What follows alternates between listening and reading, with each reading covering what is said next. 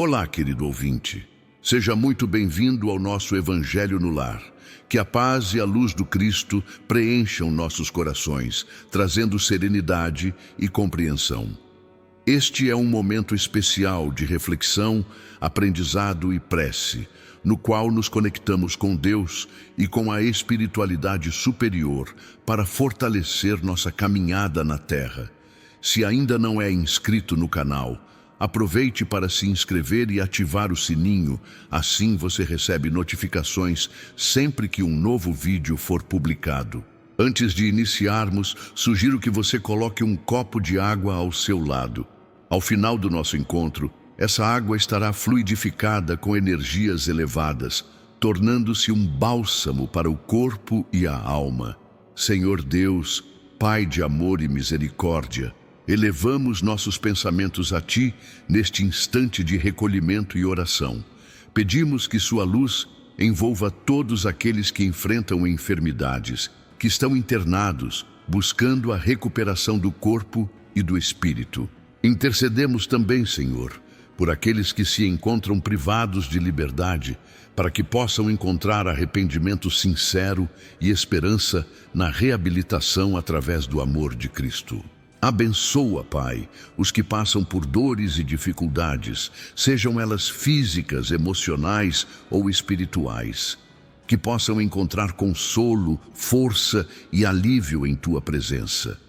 Rogamos igualmente pelos irmãos que desencarnaram e ainda não compreenderam sua nova realidade no plano espiritual, que sejam amparados pelos mensageiros de luz e guiados com amor ao entendimento e à paz. Senhor, pedimos também por nossos familiares, os que estão ao nosso lado e os que já partiram, que Tua luz nos envolva e nos fortaleça sempre. Agora, com humildade e fé, recitemos juntos a oração que Jesus nos ensinou. Pai nosso que estais nos céus, santificado seja o vosso nome. Venha a nós o vosso reino, seja feita a vossa vontade, assim na terra como no céu. O pão nosso de cada dia nos dai hoje. Perdoai as nossas ofensas, assim como nós perdoamos a quem nos tem ofendido. E não nos deixeis cair em tentação, mas livrai-nos do mal. Assim seja. Hoje vamos refletir sobre o capítulo 20 do Evangelho segundo o Espiritismo, intitulado Os Trabalhadores da Última Hora. O reino dos céus é semelhante a um pai de família que saiu de madrugada, a fim de contratar trabalhadores para a sua vinha. Tendo combinado com os trabalhadores que pagaria 1 denário a cada um por dia, mandou-os para a vinha. Saiu de novo à 3ª hora do dia, e vendo outros que se conservavam na praça sem fazer coisa alguma, disse-lhes: Vão vocês também para a minha vinha, e os pagarei o que for razoável. Eles foram. Saiu novamente na 6ª hora e à 9ª hora do dia e fez o mesmo. Saindo mais uma vez à hora 10ª, encontrou ainda outros que estavam desocupados, aos quais disse: Por que permanecem aí o dia inteiro sem trabalhar? Disseram eles: É que ninguém nos contratou. Então ele lhes disse: Vão vocês também para a minha vinha. Ao cair da tarde, o dono da vinha disse para aquele que cuidava dos seus negócios: Chame os trabalhadores e pague-lhes, começando pelos últimos e indo até os primeiros. Aproximando-se então os que só haviam chegado à 10ª hora, receberam 1 denário cada um. Vindo a seu turno, os que tinham sido encontrados em primeiro lugar, julgaram que iam receber mais, porém, receberam apenas 1 denário cada um. Recebendo-o, queixaram-se ao pai de família, dizendo: Estes últimos trabalharam apenas 1 hora e ganharam tanto quanto nós, que suportamos o peso do dia e do calor. Mas respondendo, disse o dono da vinha a um deles: Meu amigo, não te causo dano algum. Não aceitou comigo receber 1 denário pelo teu dia? Toma o que te pertence e vai-te. Agrada-me dar a este último tanto quanto a ti. Não me é então lícito fazer o que quero? Teu olho é mau porque eu sou bom? Assim, os últimos serão os primeiros e os primeiros serão os últimos, porque são muitos os chamados e poucos os escolhidos. Mateus capítulo 20, versículos 1 a 16. Instruções dos Espíritos. O trabalhador da última hora tem direito ao salário, mas é preciso que a sua boa vontade o tenha conservado à disposição daquele que o tinha de empregar e que o seu retardamento não seja fruto da preguiça ou da má vontade. Ele tem direito ao salário, porque desde o começo do dia esperava com impaciência aquele que por fim o chamaria para o trabalho. Laborioso, apenas lhe faltava o emprego. Porém, se houvesse se negado ao trabalho a qualquer hora do dia, se tivesse dito, vamos ter paciência, o repouso é agradável. Quando soar a última hora, é que será tempo de pensar no salário do dia. Que necessidade eu tenho de me incomodar por um patrão a quem não conheço e não estimo? Quanto mais tarde, melhor. Esse tal, meus amigos, não teria tido o salário do obreiro, mas o da preguiça. Que dizer, então, daquele que, em vez de apenas se conservar inativo, tenha empregado as horas destinadas ao serviço do dia em praticar atos culposos? Que tenha blasfemado de Deus, derramado o sangue de seus irmãos, lançado a perturbação nas famílias, arruinado os que nele confiaram, abusado da inocência, que enfim se preencheu de todas as infâmias da humanidade? Que será desse? Bastará a ele dizer na última hora, Senhor, empreguei mal o meu tempo, toma-me até ao fim do dia, para que eu execute um pouco, embora bem pouco, da minha tarefa, e dá-me o salário do trabalhador de boa vontade. Não, não. O Senhor lhe dirá, não tenho trabalho para te dar no momento, desprezou o teu tempo, esqueceu o que havia aprendido, já não sabe trabalhar na minha vinha. Portanto, recomece a aprender e, quando te achar mais bem disposto, vem ter comigo. E eu te abrirei o meu vasto campo, onde poderá trabalhar a qualquer hora do dia. Bons espíritas, meus bem-amados, vocês são todos trabalhadores da última hora. Bem orgulhoso seria aquele que dissesse, comecei o trabalho ao alvorecer do dia e só o terminarei ao anoitecer. Todos vieram quando foram chamados, um pouco mais cedo, um pouco mais tarde, para a encarnação cujos laços arrastam. Mas há quantos séculos e séculos o Senhor os chamava para a vinha, sem que quisessem penetrar nela. Eis vocês no momento de embolsar o salário. Empreguem bem a hora que lhes resta, e não esqueçam nunca que a própria existência, por longa que se pareça, mas não é do que um instante fugitivo na imensidade dos tempos que formam a eternidade para vocês. Jesus gostava da simplicidade dos símbolos, e na sua linguagem, os obreiros que chegaram na primeira hora são os profetas, Moisés e todos os iniciadores que marcaram as etapas do progresso, as quais continuaram a ser assinaladas através dos séculos pelos apóstolos, pelos mártires, pelos pais da igreja, pelos sábios, pelos filósofos e, finalmente, pelos espíritas. Estes, que por último vieram, foram anunciados e preditos desde a aurora da chegada do Messias e receberão a mesma recompensa. Que digo, recompensa maior. Sendo os últimos chegados, eles aproveitam dos serviços intelectuais dos seus antecessores, porque o homem tem de herdar do homem, e porque os trabalhos humanos são coletivos. Deus abençoa a solidariedade. Aliás, muitos dentre aqueles revivem hoje, ou reviverão amanhã, para terminarem a obra que começaram outrora. Mais de um patriarca, mais de um profeta, mais de um discípulo do Cristo, mais de um propagador da fé cristã, se encontram no meio deles, porém mais esclarecidos, mais adiantados, trabalhando não já na base e sim na cumeeira do edifício. Então, receberão salário proporcionado ao valor da obra. O belo dogma da reencarnação eterniza e define a filiação espiritual. Chamado a prestar contas do seu mandato terreno, o espírito se apercebe da continuidade da tarefa interrompida, mas sempre retomada. Ele vê, sente que apanhou de passagem o pensamento dos que o precederam. Entra de novo na luta, amadurecido pela experiência, para avançar mais. E todos, trabalhadores da primeira e da última hora, com os olhos bem abertos sobre a profunda justiça de Deus, não mais murmuram, adoram. Eis um dos verdadeiros sentidos desta parábola, que, como todas as de que Jesus se utilizou falando ao povo, contém o germen do futuro e também, sob todas as formas, sob todas as imagens, a revelação da magnífica unidade que harmoniza todas as coisas no universo, da solidariedade que liga todos os seres presentes ao passado e ao futuro. Missão dos espíritas. Já não escutam o ruído da tempestade que há de levar o velho mundo e abismar no nada o conjunto das iniquidades terrenas? Ah, bendigam o Senhor, vocês que puseram a fé na sua soberana justiça e que, como os novos apóstolos da crença revelada pelas proféticas vozes superiores, vão pregar o novo dogma da reencarnação e da elevação dos espíritos, conforme tenham cumprido bem ou mal suas missões e suportado suas provas terrestres. Não se assustem mais, as línguas de fogo estão sobre as suas cabeças. Ó verdadeiros adeptos do Espiritismo, vocês são os escolhidos de Deus, vão e preguem a palavra divina.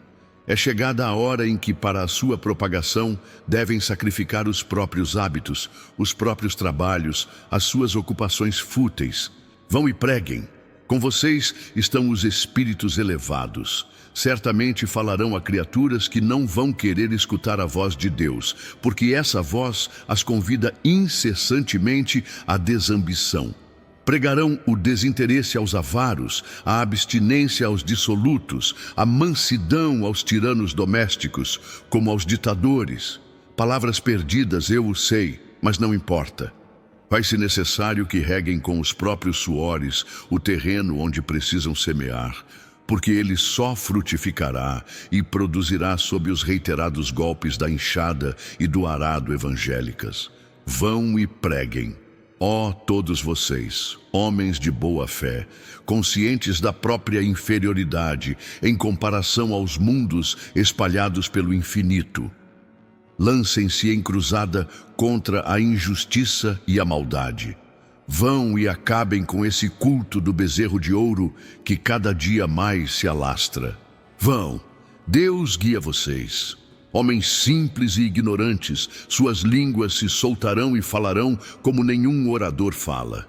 Vão e preguem, que as populações atentas recolherão com felicidade as suas palavras de consolação, de fraternidade, de esperança e de paz. Que importam as emboscadas que armem contra vocês pelo caminho?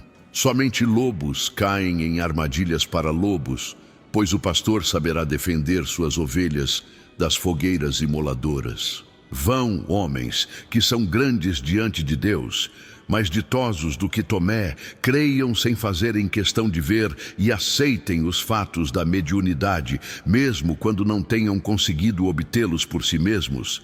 Vão, porque o Espírito de Deus os conduz. Então marchem avante, falange imponente pela tua fé. Diante de ti os grandes batalhões dos incrédulos se dissolverão, como a névoa da manhã se dissolve com os primeiros raios do sol nascente. A fé é a virtude que desloca montanhas, disse Jesus. Todavia, mais pesados do que as maiores montanhas, permanecem depositados nos corações dos homens a impureza e todos os vícios que derivam da impureza. Assim sendo, partam cheios de coragem para removerem essa montanha de iniquidades que as futuras gerações só deverão conhecer como lenda, do mesmo modo que vocês, que só muito imperfeitamente conhecem os tempos que antecederam a civilização pagã. Sim, em todos os pontos do globo vão se produzir as subversões morais e filosóficas. Aproxima-se a hora em que a luz divina se lançará sobre os dois mundos. Portanto, vão e levem a palavra divina aos grandes que a desprezarão, aos eruditos que exigirão provas, aos pequenos e simples que a aceitarão, porque encontrarão fervor e fé, principalmente entre os mártires do trabalho, desta provação terrena. Vão, estes receberão com hinos de gratidão e louvores a Deus, a santa consolação que lhes levarem e baixarão a fronte, rendendo-lhe graças pelas aflições que a terra lhes destina.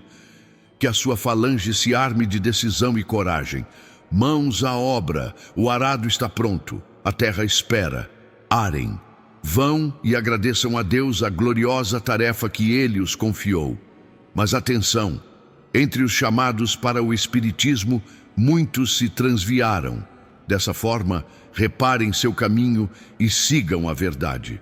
Pergunta: se entre os chamados para o Espiritismo, muitos se transviaram, quais os sinais pelos quais reconheceremos os que se acham no bom caminho? Resposta: reconhecerão os bons pelos princípios da verdadeira caridade que eles ensinarão e praticarão. Reconhecerão a eles pelo número de aflitos a que levem consolo. Serão reconhecidos pelo seu amor ao próximo, pela sua abnegação, pelo seu desinteresse pessoal. Finalmente, reconhecerão pelo triunfo de seus princípios, porque Deus quer o triunfo de sua lei. Os que seguem sua lei, esses são os escolhidos, e Ele lhes dará a vitória. Mas Ele destruirá aqueles que falseiam o espírito dessa lei e fazem dela degrau para contentar sua vaidade e sua ambição. Aproxima-se o tempo em que se cumprirão as coisas anunciadas para a transformação da humanidade. Felizes serão os que tiverem trabalhado no campo do Senhor, com desinteresse e sem outro objetivo senão a caridade. Seus dias de trabalho serão pagos 100 vezes mais do que tiverem esperado. Felizes os que tenham dito a seus irmãos: vamos trabalhar juntos e unir os nossos esforços, a fim de que o Senhor, ao chegar, encontre a obra acabada. Pois o Senhor lhes dirá: venham a mim, vocês que são bons servidores, vocês que souberam impor silêncio aos seus ciúmes e às suas discórdias, a fim de que daí não viesse dano para a obra. Mas ai daqueles que, por efeito das suas dissensões, houverem retardado a hora da colheita, pois a tempestade virá e eles serão levados no turbilhão. Clamarão: graça, graça. Mas o Senhor lhes dirá: como imploram graças, vocês que não tiveram piedade dos seus irmãos e que se negaram a lhes estender as mãos, que esmagaram o fraco em vez de o ampararem. Como suplicam graças, vocês que buscaram a recompensa nos prazeres da terra e na satisfação do próprio orgulho. Já receberam a sua recompensa, tal qual a quiseram. Nada mais cabe a vocês pedir. As recompensas celestes são para os que não tenham buscado as recompensas da terra. Neste momento, Deus procede ao censo dos seus servidores fiéis e já marcou com o dedo aqueles cujo devotamento é apenas aparente, a fim de que não tomem o salário dos servidores animosos, pois aos que não recuarem diante de suas tarefas, é que Ele vai confiar os postos mais difíceis na grande obra da regeneração pelo Espiritismo. Estas palavras se cumprirão. Os primeiros serão os últimos e os últimos serão os primeiros no reino dos céus. Agora, meus queridos ouvintes, vamos encerrar esse evangelho no lar com a prece de Cáritas. Deus, nosso Pai, que sois todo poder e bondade, dai forças àqueles que passam pela provação, dai luz àqueles que procuram a verdade, ponde no coração do homem a compaixão e a caridade. Deus, dai ao viajor a estrela guia, ao aflito a consolação, ao doente o repouso. Pai, dai ao culpado o arrependimento, ao espírito a verdade, à criança o guia, ao órfão o pai. Senhor, que a vossa bondade se estenda sobre tudo que criastes. Piedade, Senhor, para aquelas que vos não conhecem, esperança para aqueles que sofrem. Que a vossa bondade permita aos espíritos consoladores derramarem por toda a parte a paz, a esperança e a fé. Deus, um raio, uma centelha do vosso amor pode iluminar a terra. Deixai-nos beber nas fontes dessa bondade fecunda e infinita, e todas as lágrimas secarão, todas as dores se acalmarão. Um só coração, um só pensamento subirá até vós como um grito de reconhecimento e de amor. Como Moisés sobre a montanha, nós vos esperamos com os braços abertos. Ó bondade, ó beleza, ó perfeição. E queremos de alguma sorte merecer a vossa misericórdia. Deus, dai-nos força, ajudai o nosso progresso, a fim de subirmos até vós. Dai-nos a caridade pura, a humildade, dai-nos a fé e a razão, dai-nos a simplicidade, que fará de nossas almas o espelho onde se há de refletir a vossa divina imagem. Que assim seja.